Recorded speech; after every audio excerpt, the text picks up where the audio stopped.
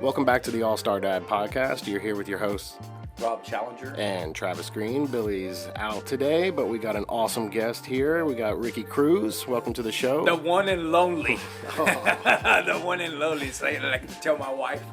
Yeah, thanks, man. I appreciate it. Thanks for having me. Thanks for coming. So, tell us a little bit about yourself.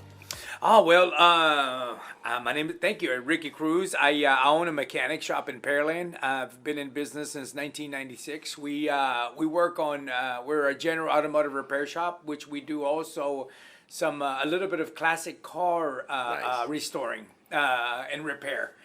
So that's what I do for a living. Yeah. Awesome. Yeah. How'd you get into that? How did I get into that? My dad actually has owned he owned his shop. My dad's been a mechanic all his life, and his dad was a mechanic in Mexico. And then my dad actually went to school in City of Mexico. He was formerly trained in Mexico City. Okay. And he actually ran a couple of, you guys are probably too young to recognize the Rambler brand. He was a shop foreman at a dealership for Rambler in Mexico. Oh, okay. Yeah, and then we migrated here, and then here he worked different mechanic shops, and then eventually in 1979 or 81 he opened up his own shop. Awesome. Yeah, so and come in there and scrubbing bolts and doing a little here and there after school, and then in 1996 I opened up my own shop. Yeah. Awesome. So that's how that. So it's just ingrained in you. As a kid, you were always in the shop. Yeah, and my wife makes fun of me now because since we've built the business, kind of from a small shop to a bigger shop to a bigger shop. She makes fun of me. She goes, "Let me feel your hands." She goes, "They're not like they used to. They had calluses on them, man." So I don't really get the pleasure of working on a lot of cars. Although I'm going to tell you, for the last 2 weeks, I've actually been working on some of the classic cars myself. Nice. Yeah, it's been kind of fun and kind of exciting. Remind me of why I don't work on cars anymore when I hit my finger. But yeah, that's the mechanical part of it. Yeah. Awesome. So so you've been coming to the All-Star Dads Huddle, right? You've been coming to the meetings and stuff. You know what? I came to one. Robbie invited me. We've talked about it a couple of times, and it seems like timing. It was just right, man. Because when Robbie and I started talking about it, it was around that time when I decided to start taking Saturdays off after 27 years in business. I've never unless I took a little vacation somewhere, but I've always worked. This is the 28th or 18th Saturday consecutively that I've been off. I think this is a great cause, something that I'd like to be involved in. I think it would give me something back to tell you what I did wrong, like we talked about earlier. That's what we were talking about. Our decisions in lives and our past mistakes shape us to who we are, and it's not something to hide from or be shameful from. Like we were saying, like if everyone just talked about their highlights, everybody just kind of roll their eyes and be like, Right, oh, okay. right. But if you're willing to be open and talk about like the struggles that you've had and like the different things that popped up in your life that you never realized you have to deal with, and Right. now you're faced with, and you may have never faced those things before, and then how do you come about figuring out how to navigate through those waters, and it's just right. and it's beautiful. Like having you here is an asset because, like you said, we're a little bit older, and some of the guys are coming in a little bit younger, and we've made these mistakes, dude, and being absolutely. willing able to talk about these mistakes to these younger guys gives them a huge benefit because now they can learn from us without actually having to make those mistakes. Right, and Travis, I was thinking when I left last time, when I was at that Saturday meeting, I was like, man, what am I going to tell these guys? How I made the same mistakes too. I was a little embarrassed, or how I'm going to tell them. But I'm going to look. If I'm here, I'm going to tell you what I did. I don't know what to tell you to do right. Yeah. But I know what to tell you what I did wrong, and not to duplicate again. Because I think I'm a great believer, if that's the way I need to say it, that not repeating our mistakes. Man, it means that we're learning from them. And I'm going to tell you, dude, I've had some stuff in my heart from my son's 32 now, but from when I was that young father within a year, that my son was within a year of his life, that his mom used to be mad at me, man, because she's like, you know what, I'm not going to have him wait for you anymore. She painted this picture that he was to sit at the windowsill waiting for me, and I wouldn't show up because I was out drinking. Dude, when I remember that now, I'm like, oh my God, I didn't realize what I was doing, man. And he was probably too small to remember, probably. Yeah. But When I remember that what she used to tell me back then, I was like, whatever, man, just get over it. And to her, and then I masked it with drinking and all kinds of other stuff. And then that's a whole nother talk show, right? But I did those things, man. And if there's anything I can tell a young cat, man, it's like, hey, dude, listen, man. Okay, you did this. It's cool, man. Nobody's gonna hold you against the thing. Let's change little by little, man. Just. If you and the mom don't get along, man, okay, no problem. There's more fish in the ocean. But this is your child, man. He's going to need you, man. Yep. He needs you, or she needs you for whatever, either to keep you away from that dog. Hey, man, don't get too close to that dog that's chained up. You got him chained up for a reason, right? Don't touch that stove, man. Yep. And sometimes now, because now today I can say that I have a therapist that my therapist says, hey, sometimes you got to let them touch that hot stove, your kid. But the point being here that we have to be here to go, okay, you touch it now. Boom. Come here, man. You feel that? Mm-hmm. You feel that? Don't do it again, man. That's what, as a father, man, we need to be there for that. So, like I told you, man, I'll get in these, these rants, man, or whatever. No, it's great. And like even last night, I had a teachable moment with my daughter, and I know she didn't recognize what happened in the moment, but I did. She came home and she had this, it was really a nothing thing. It was an umbrella holder, like the little plastic ones, but she had a whole ream of them. I'm like, where'd you? And she's like, oh, look what I got. I'm like, where the heck did you get that? And she's like, oh, my little friend, I was pretending like I was going to walk out with it at this garage, and I went and put it back just as a joke.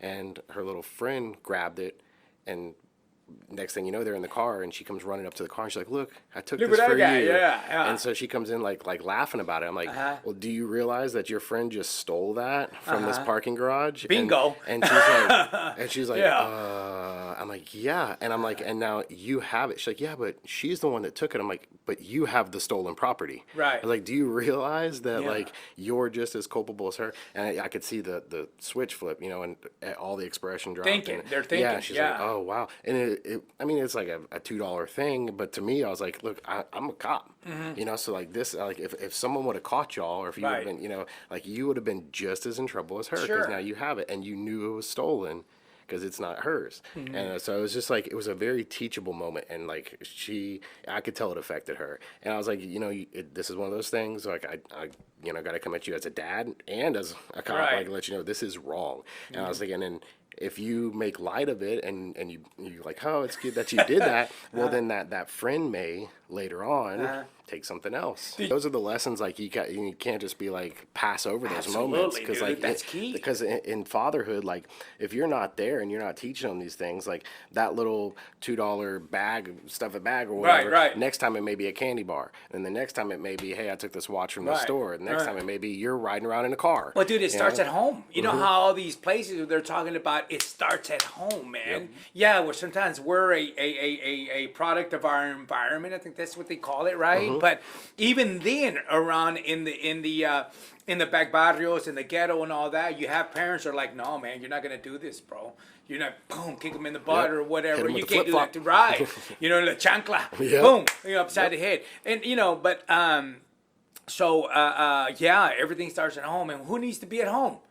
Mom and dad, right? And then when mom's there, she's struggling to make ends meet, and dad's gone, with his girlfriend, wherever he's at. No, man, that's not gonna work. Hey, man, look, I'm starting a little late. I've made the mistakes that I made. You know what I mean? And they say it's never too late to start, man. I mean, so here I am, man. I'm just getting started a little later, like I was mentioning earlier, man. I'm 54. I turned 54 the other day. And I'm blessed, man. This guy goes, you know what, man? Everybody thinks that success is this. You know what? He goes, you know what true success is? He says, true success is when your kids want to come home from college and go. You know what I mean? Some kids don't come home. They don't want to come home for whatever reason. He goes, that is success. When your kids love your parents so much, they're like, Dad, I'm coming home, man. You know what I mean? That is success. Yeah, and that's a difficult road. And that's why that is success, because it's a difficult road, because you could lead your household with an iron fist, and like you said, your kids are going to, once they get out, they're getting out and they're never coming back. But then you could also just try to be your kids' friends. Right. And then that's not healthy either. So when they come back and it's just like you have this really unhealthy, you think that they're your best friend type of thing, there's that in Balance, between, man. that balance that you have balance, to be dude. Everything's balanced, man. You know, between eating, life, family, wife. You know, dude, it's always improvement. And today, like I said, I mean, I told you guys, I see a therapist. I see him once a week. That was when I first started about a year ago. Now I see him twice a week. So we may be going to 3 times a week. I don't know where this is going, man. But you get my point, right? But that's the thing is that you're Yeah. saying you're 54, right? And you're open to this change, right? So you're getting your work-life balance, right? You're taking your Saturdays off. You're like, finally, for my mentals, I got to get that. Now you got a therapist. Struggle on its own, Yeah, for your soul and your mind, you got a therapist, and now you're reconnecting with your kids. So it's never too late to reformulate and come back and be like, what can I do better? That's what Rob and I talk about. That's why we formed this thing. There's no ceiling on being a better dad. And if you can always try to find ways to be a better dad and be there for your family and help them out, that's the sole goal of what we're trying to do here. Yeah, and if it's coming into these meetings and being vulnerable to help other men recognize these things, then that's dude. And like I was saying earlier, man, is that to me, man, I don't know what exactly to do right. I know what not to do. You know what I mean? I know exactly. I'm 110% sure what not to do. You know what I mean? What I need to do, I mean, it's, just be a good person. Be there for your kids. I mean, it's kind of pretty easy. You know what I mean? Think about your kids before yourself. See, people like me, I thought about myself first, man. Back in those days, I recognize, man, that I saw my needs first, man. My needs was in the alcohol that I was drinking, the women, out womanizing when I was married, all those mistakes, all those things that I was thinking about myself first, and as you guys know, and I don't know if I could talk about it, but I'm in recovery. Yeah, you can talk about it. I'm going this, if God willing, man, September I'll have 12 years. That's awesome. And you know what, man, it's like, I at that time, I come into the meetings and we talk about, that they didn't have, hey, Lord, I didn't have a conscience back then and blah, blah, blah. Well, you know what, man, I don't know about you, but I did. And it was killing me what I was doing, man. It was killing me because I knew I was doing wrong. And then, when you take, and sometimes, man, it also, I disagree sometimes with these guys. They're like, oh, well, they make excuses because they're addicts. I'm like, you know what, man, we made that choice. Dude, I made that choice to take a highly addictive drug, cocaine. You know what I mean? It's highly addictive. I could have not. You know what I mean? I could have not. I had a choice then too, and I took it, and I made the wrong choice.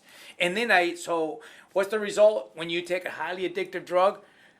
Duh, you get addicted. So, and this is the thing about today, man. It's self-care for myself.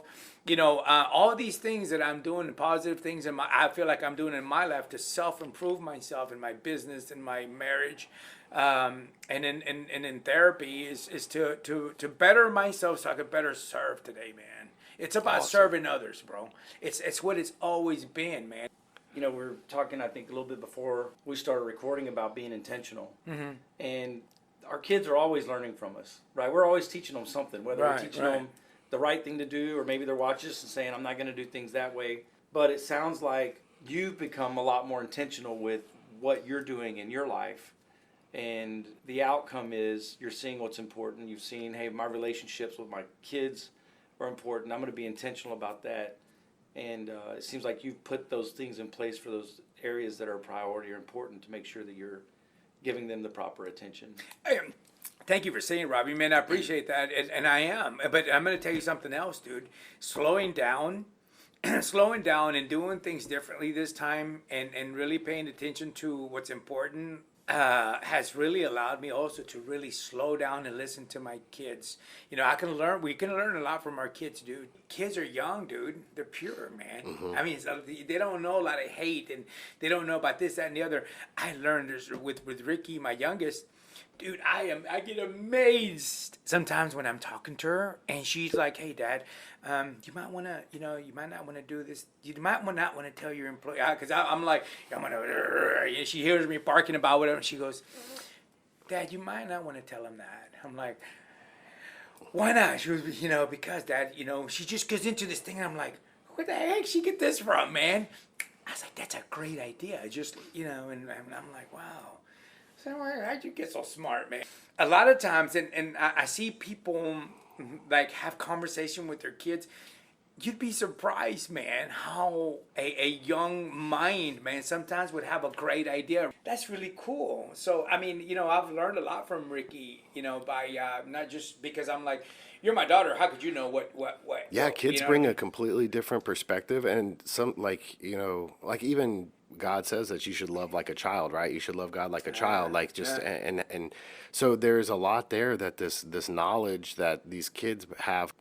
So we've had different interactions with different people and things have turned certain ways, right? So we have like this catalog in our mind to where we know if we do something that this is going to happen, we have an idea, right? Kids don't have that full catalog yet. Right, so they're right. seeing stuff that from a more broader perspective instead of a more narrow life perspective that we have. And sometimes when you take a step back and you take that into account, you're like, man, there's something to that. Like that might actually work. Let's go back, and it's like going back to the fundamentals. Like if you're in boxing, right, you're going to go back just to the jab. Right. You're not trying to do anything fancy or anything like that. And so yeah, listening to your children, and the sad thing is when they're young like that, they're only young for a short period of time, and then when they grow up, they're like us, they get more jaded because they Dude, get. What is it about? And I didn't mean to interrupt you half sentence, man. But what is it about treating your grandkids different than you did your kids? Boil them and send them back home. Yeah, We deal with a lot of that. And three set of grandparents, so yeah, we have a lot of stuff, a lot of those issues. So it makes it tough too because the kids see like.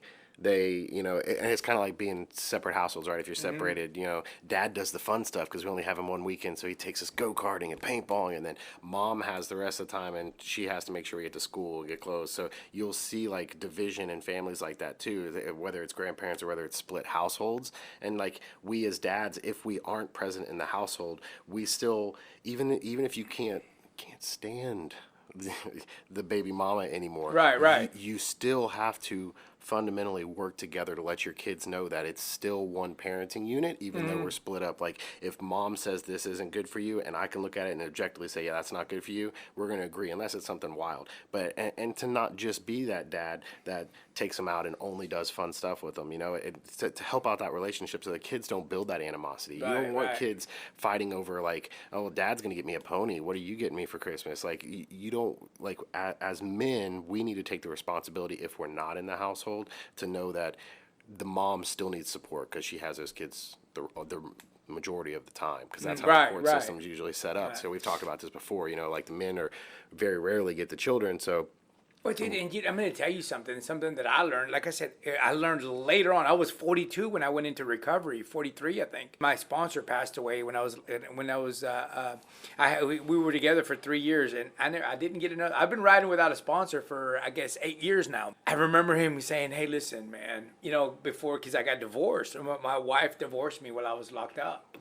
And I'll tell you what, man, those things will hit you hard, man, when you're sitting in jail, man, in county, and then you get those papers. They're like, divorce papers. You know what I mean? Try that. One more thing. Yeah. So, I mean, talking about, man, and anyway, I was beat down, man. And I'd like to see, my purpose here, man, is to see a guy. I want to see a Ricky, man. I want to see a Ricky with all the mistakes he did, but I want him. And this may be talking good about myself. I want to see the Ricky that's beat down, that has a good heart, and he has good intentions, man.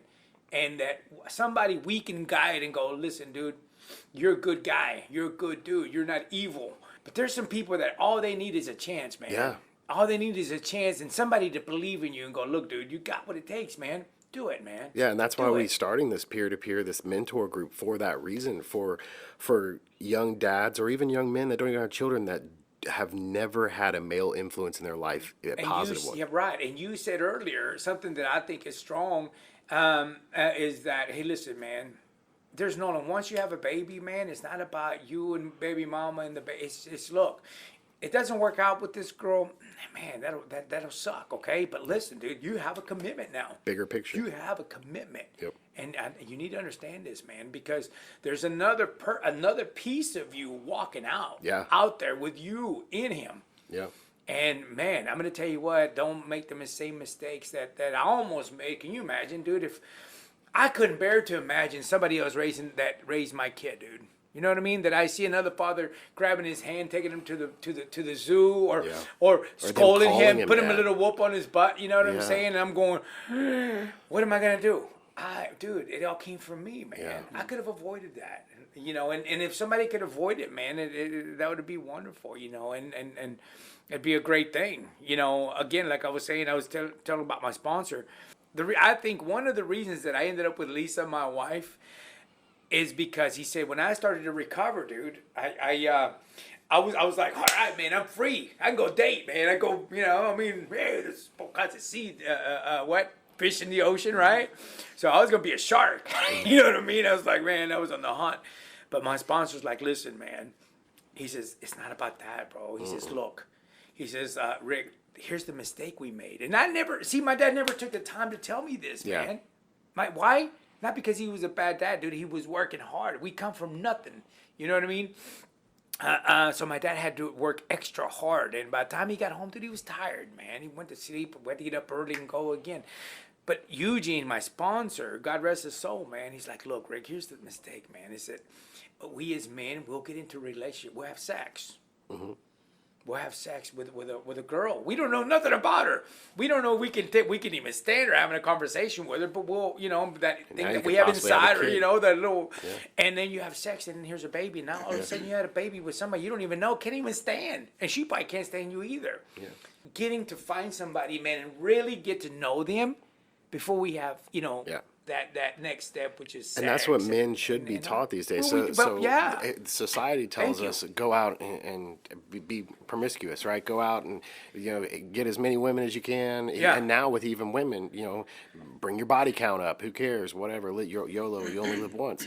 And everyone's focused on that aspect first, where young men should be focused on, okay, is this person someone you could see that you could live the rest of your life with and that you would feel confident in raising your child? Mm-hmm. Like, if those two criteria aren't met, you shouldn't even be going on a second date. Like, you shouldn't even be, like, if you're like, man, her views are of whatever, she doesn't ever want a child, So, okay, now you get her pregnant, she doesn't want children. Well, now what? If she decides to terminate the pregnancy, that's, you knew where she stood. You knew she didn't want children. And so now that's on you too.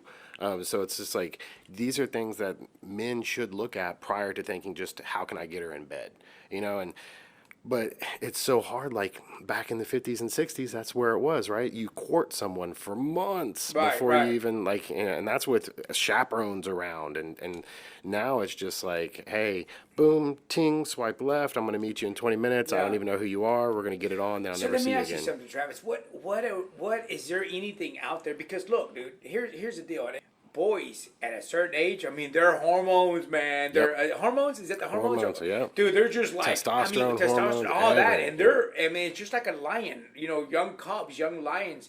I mean, we have that in us. Yeah. I mean, we come from, if we believe in, cavemen, right? Mm-hmm. I mean, this is where we come from. Do you believe in that? That's in us. You can feel it. It's ingrained. Yeah. So the procreation to even like God said and Jesus said, go forth and multiply. So we're supposed to. We're doing what we're supposed to build our families up, and we're supposed to lead them in a way of Christ. So we're also multiplying in salvation, so saving people, not just procreating. But in that aspect, yes, that's what we're built to do. We're built to have larger families, have loving families, raise these children up, to fear God and to worship God and to walk in a godly manner. Correct. Right. And so do you think that's what's missing out of it, dude? I do. We're not putting, I do. I think when we started taking God out of everything, it let everybody not have.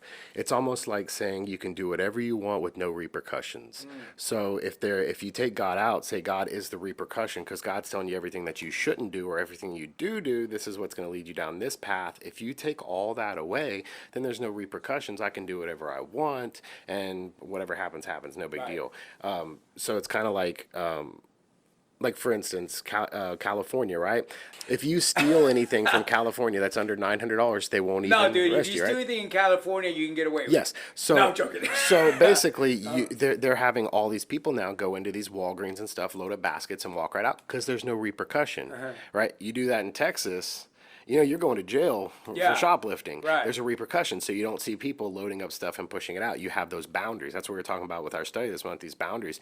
If you don't have anything structurally in place, and it starts in our family. So if we're teaching our children these things, and we can put these boundaries in place and say, hey, if you cross this line, this is what's going to happen. Like I was telling my daughter, if you cross that line and you would have got caught, this is what could have happened. And so so if you never taught that and they think it's funny, they're just going to keep doing it because there's no repercussion from it. Okay, that was stolen. They got it. Haha. So next time, what else can we do? And then, what else can we do until it escalates, right? But if they know right away, like, she was in tears when I was done talking to her. I told her, you're not in trouble, but this is, she was crying. And she was like, I could tell, like, her whole demeanor, her whole body sunk. I knew she was feeling this, right? So she knows now what the repercussion is for that. So the likelihood of her going out and doing that or accepting something from someone is a little bit less likely. Not saying it won't ever happen, but it's less likely because she knows now, okay, this is a repercussion, and she knows how disappointed her dad was. Well, right. Let me ask you this. Do you think that when you told your daughter that, not necessarily what would happen, or because it was illegal, or what would happen to her if she did actually steal it, but do you think that it affected her in an emotional way to where it was positively her going, oh man, that's just not right? And it's not moral. You know what I mean? So you started working on her, this is the real interesting part, right? So I told her, look, you understand my question, right? Yes, and okay, this is exactly, this is crazy because this is what happens. It's interesting you asked that. So after that happened, about 20 minutes, I said, baby, it's okay. Go upstairs, play with your sister, get your mind off of this. I know you're dealing with a lot, get your mind off of it, right? So they sit down, my middle child puts on a TV show, and I thought my daughter was watching it with her. Well, I walk over, and she has one of my old phones. It's not connected, it has internet, so she has YouTube on it, but it's not a phone. Yeah. She's sitting there, and she's got earbuds in, and she's watching this show. It's not a cartoon. It's just these adults talking to each other. And it's got little captions at the bottom. And I'm standing behind her, kind of being the helicopter dad, looking like, because I was letting the dogs out. And I'm like, I don't know what show that is. So I was like, hey, babe. I was like, what are you watching? She's like, I'm just watching this show. I'm like, what's the show? She's like, it's called such and such. I can't remember. And I was like, what's it about? She's like, well, it's about people that make bad decisions and then what the consequences are of those decisions and then how they emotionally deal with it. And I'm like, she's 11. And so she went, and because of the conversation we just had, she went and Googled that, whatever it was, on YouTube and found the show. And she was sitting there kind of like in tears watching the show. And I'm just like, so she grasped, okay, so I was like, wow, she got it. I'm like, it's cool, man. Because it wasn't, I didn't talk to her harshly at all. I talked to her just like this and just let her know. Dude, I'm going to tell you something. And then I remember later on, but I came out of rehab, man, and I went to my old shop to try to get it going again, whatever was left. And there was a meat market they opened up. They had just opened it right there down the street from my shop. And Robert worked with me, Robert, my son. We went in around lunchtime. So I made friends to the guy, and I started the owner. I started doing oil changes and stuff for him. So I would walk in, and people would have to pay for you order your tacos, pay for them, and then take the ticket, and they'll make it for you, grab your stuff, and you leave. Well, not me. I would go in and order my stuff at the thing, eat my stuff, and whatever, and then I'd pay on the way out or take it with me.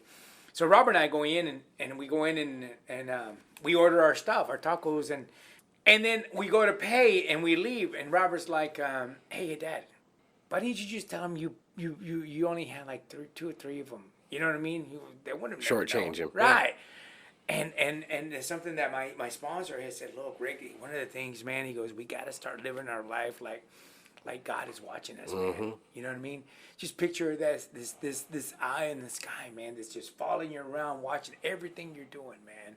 He goes, trust me. He goes, just because we think that, and he said that, I'll never forget, he goes, just some people think that just because you're dealing with Walmart, and it's okay because they're just so big, so massive. They got all the money in the world. You know what I mean? Then it's not about them, dude. It's about what we do. Yep.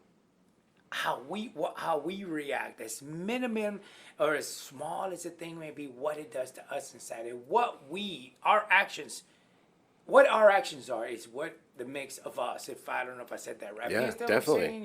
You dig what I'm saying? So and I was like, hey, Rob, I could have, dude. But you know what, man? I'm not gonna, man. I said, because you know what? What would that make me? I said, it would make me a thief, Rob. I said, and he goes, you know what, Dad? You're right. Man, you're absolutely right, man. To him and to the younger people behind us, we set an example. Yep. And I guess that's the key, dude, Yeah. right? Yeah. Set an example for the Yeah, people so it's behind like, us. and that's the other thing. If so, we have men come in that aren't strong believers in the faith, right? And if you're saying, hey, live life like God's watching you, well, okay, if that's not the case, then live it like your kid's watching every move you make. Would you do that if would you steal that if your kid was watching you, teaching them? Let me ask you this too, okay? And I belong to Narcotics Anonymous, okay? And then I think I've told you. I don't know if I told you. I know you know, but we allow everybody to have their own belief, right? It's my God, it's God, whatever His name might be. I call it. I'm just starting in my getting stronger in my faith, God, Jesus, and we've always the way we do it is we try to everybody to give them the opportunity to recover and be who they're going to be, and be a good person. And we have our guidelines, you know what I mean, on how to be a good person.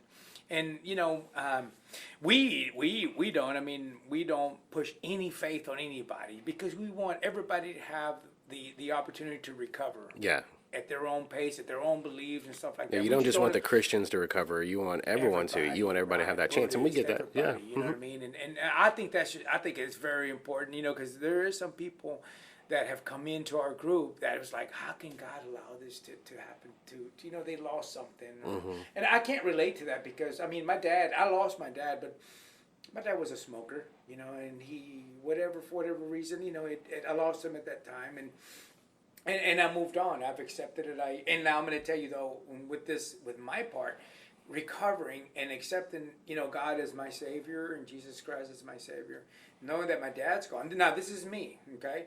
Knowing that my dad is with God, and believing in God, and having that guide in my life makes me accept that a little better. Yeah, it's comforting, huh? It's comforting. It is. Yeah, it's weird as it may be, and I'm going to tell you this.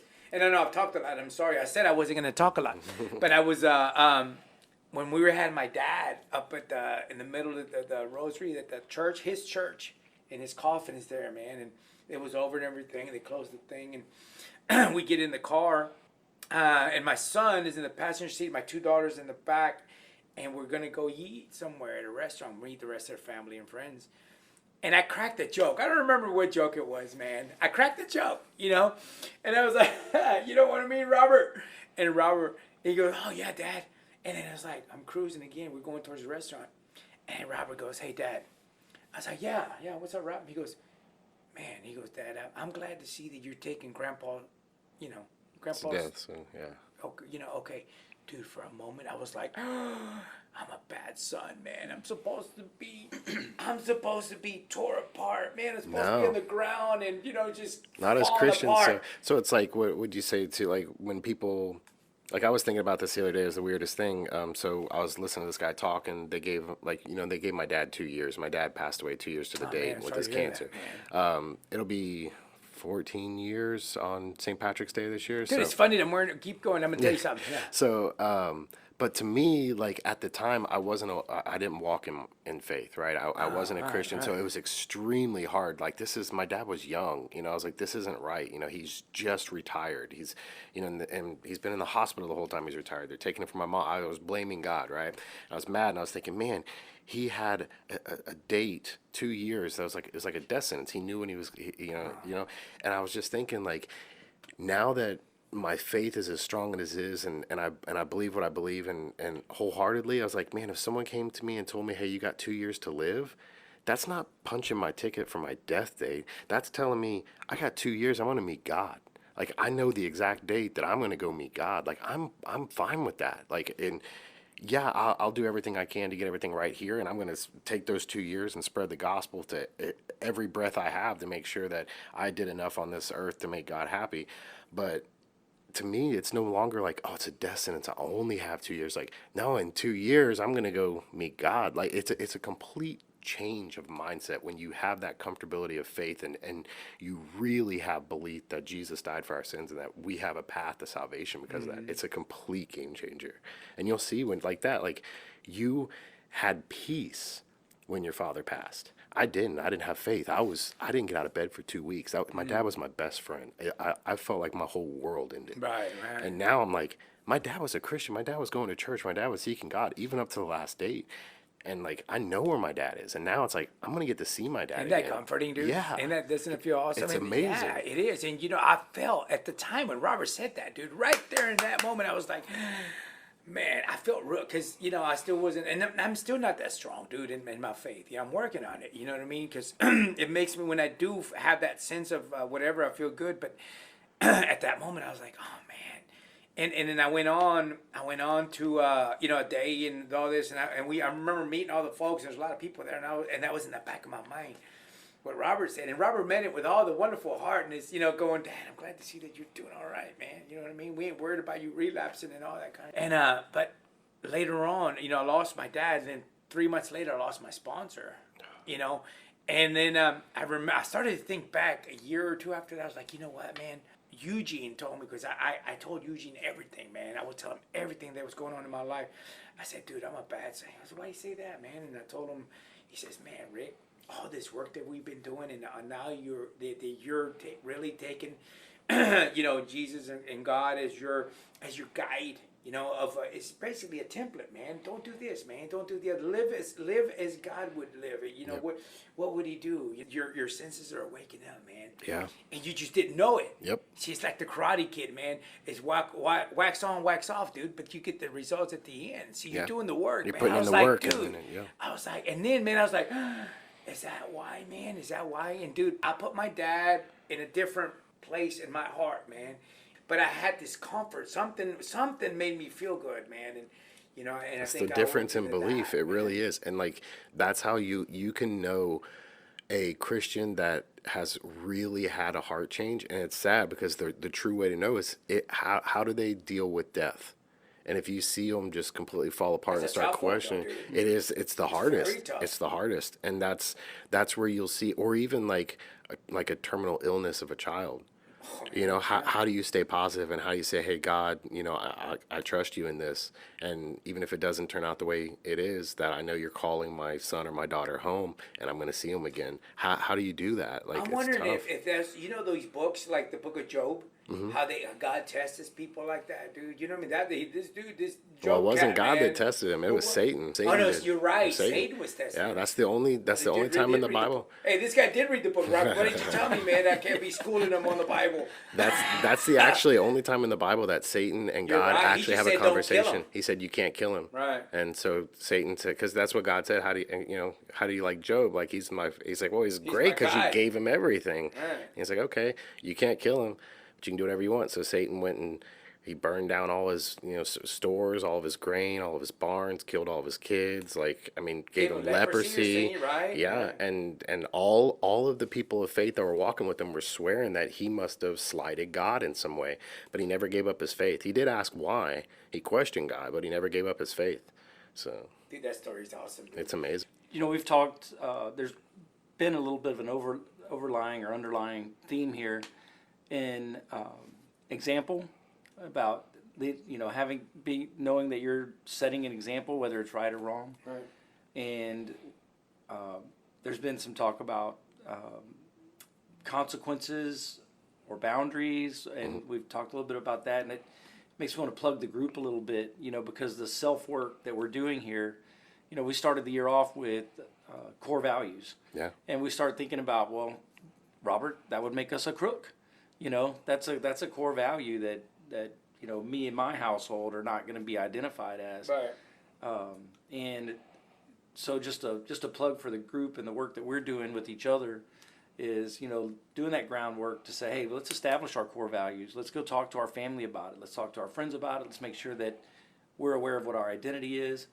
And let's talk about these boundaries that may be in conflict with our core values, and how do we navigate that. So it's good to see that, that's practically living out, that's happening in our lives right now, as we're becoming more aware and conscious of that, and setting those examples and seeing how they've impacted our kids and our lives prior to. Yeah, I think the beauty of all this too is like if someone were to listen to this podcast, and they're understanding, like trying to understand what a huddle is like to us, it is this conversation we're having right now.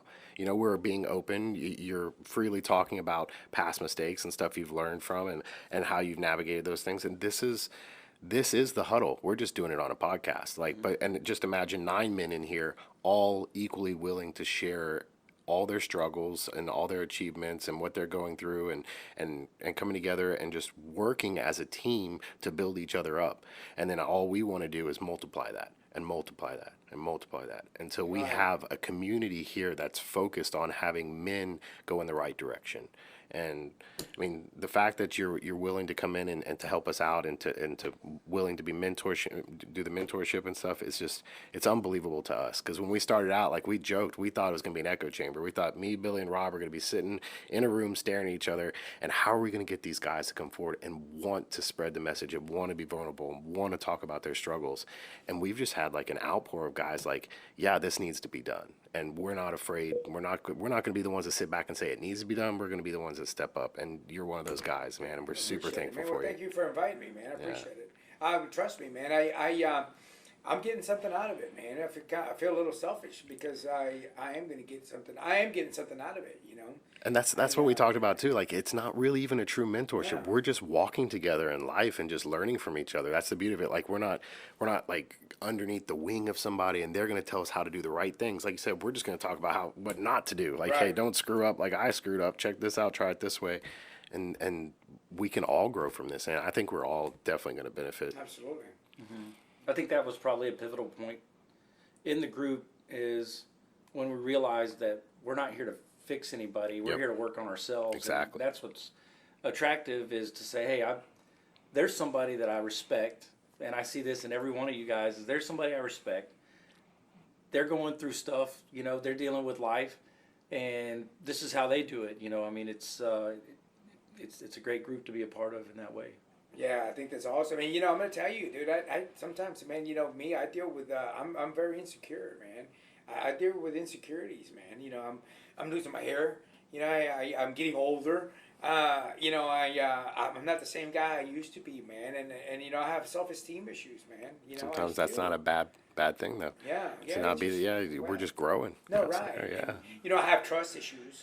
You know what I mean? Yeah. My wife sometimes even is silly. You know, I know my wife loves me dearly, but sometimes my past will come up. You know, when I cheated on my wife back then, and then she ended up cheating on my ex-wife. You know, doing it back to me to get even, and then these little things come up in my relationship. I'm like, what are you doing, man? What do you mean you're blah blah blah? And then I'm like, Ricky, man, you're tripping, man. It's just, you know, you're bringing. And so I have to check myself too, dude, on a constant, man, and just be reminded, man, that I don't live there anymore. And that's some of these cats coming up, man. We make mistakes like that, man. And I don't want somebody, if I could help one person, man, not make my same mistakes and go, listen, dude, just guess what, man. First thought wrong. Yeah. You ever heard that? Yeah. You know what I mean? Yep. Especially for a guy. Heck yeah. You know, keep that in mind, man. Yeah. Work on that one, and then the second thought, man, is, you know, and it goes from there. It's just like, hey, ask 3 more cats, man. Call them up, say, hey, what do you think about this? You know, and then also too, and another one is like, hey, I can't stand this, blah blah blah. That my wife or girlfriend. Well, when my sponsor say, let me ask you something. What do you have to do in this? What's your part in this? Mm-hmm. No, man, I ain't doing nothing. Think about it and get back with me. Yeah. What's your part in this? See, dude, I didn't see. I saw what she was doing wrong, but I wouldn't see my part in it. You know what I mean? When I started to see my part in it, things started to change a little bit. Yeah, that's the two biggest thing is reflecting and looking back to say, hey, how am I contributing or making this worse? Right. And then the main thing and that's why we created this group, is accountability. Like, we have accountability to each other now. So like, if we have our text group, we have the messaging group, and we can get on. We have the Facebook group, we can get on it, and if we really have a struggle or need to talk to someone, we have the phone list. Boom, we can call someone. We have accountability. And every man needs accountability, because we can't do this alone. There's no way, like you said, like, you know, first thought wrong. If you've never been taught that, then you're just gonna impulsively act on that. But dude, if we're dealing with guys, man, you know, guys like us, you know, picking up that phone, dude, it's hard. It is, yeah. Dude, and this is something that we're gonna do this, man. We gotta work on these guys. Going, listen, dude, you're not less of a man to ask for help, man. Nope. You know what I mean? You know who the ones that are getting this are the ones that get vulnerable. They humble themselves and go, dude, I'm hurting, man. Yeah. I need some help, man. There's nothing wrong with that, man. This doesn't make you less of a man. It changed everything about the way I deal with problems, about 5 years ago, I got 2-3 a.m. friends that I understood what that was. I can call them at any time and talk to them about anything, and I started utilizing that. And my buddy, he calls me all the time, like we've talked. You know, he'll have an argument with his wife, and the first thing he calls is like, "Hey, I said this. What did I do wrong? Give me my perspective, because she's telling me this, but I'm not seeing it. This is what happened. Can you tell me?" I'm like, "Ooh, yeah, you probably shouldn't have done that." Or, yeah, I can see her side. I can see your side too, but like, you know, find middle ground. Like, and so him being willing to do that with me now made me willing, because I was like, oh, this is a normal thing. So if he's willing to do it with me, I'm going to call him and do the same thing. It's sometimes and I keep bringing my NA group, but sometimes in NA, we as addicts, man, when we come in, we try not to look at the differences between us, but the similarities, man. Is, you know, there's a lot of us in there that are doctors, lawyers, housewives, people that you wouldn't think, man, but we're all addicts. Yep. So we all can relate on that one thing. I'm going to tell you, dude, I was at one of my therapy sessions with my therapist that we were both in there, and he says, you know, one thing that, you know, because I have to keep telling Lisa this, that, and the other, right? I got to keep telling her, man. I got to remind her all the time. But, dude, I'm tired of having to tell her, put the damn milk up. Dude, one of my pet peeves, man, is my wife, she drinks her coffee with milk, and she leaves it out all the time. And I don't even know why I worry about it, dude, because I don't even drink milk. He told me, he goes, well, why you even worry about it? I was like, you know what, you're right.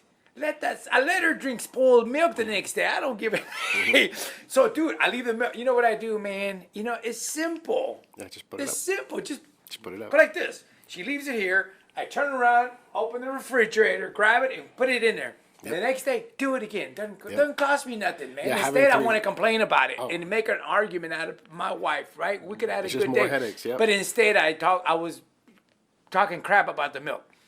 He said this the other day. He hit a note for me, man. He goes, yeah. Well, you know, he says, I have this client, man. They come in here and his wife, and he goes, he's like you, Ricky. He likes business like you. He says, but he told his wife, he says, I keep telling my wife this, and I'm not gonna tell her anymore. I done told her like 4 times, and I'm just not gonna tell her anymore. But he doesn't remember. My client doesn't remember that before. He says with his clients, he's like, I'm trying to make a sale. He says, he goes, man, yeah, well, I'll call him 6 times. They don't answer my call. I'll call him, leave him a message. I'll call him again, and then I'll call him again, and I'll call him again. Hey, listen, man, no problem. Just, hey, let me know, because I've got somebody else interested. He goes, he'll call the client a bunch of times, and I'll call him again, but he won't tell his wife.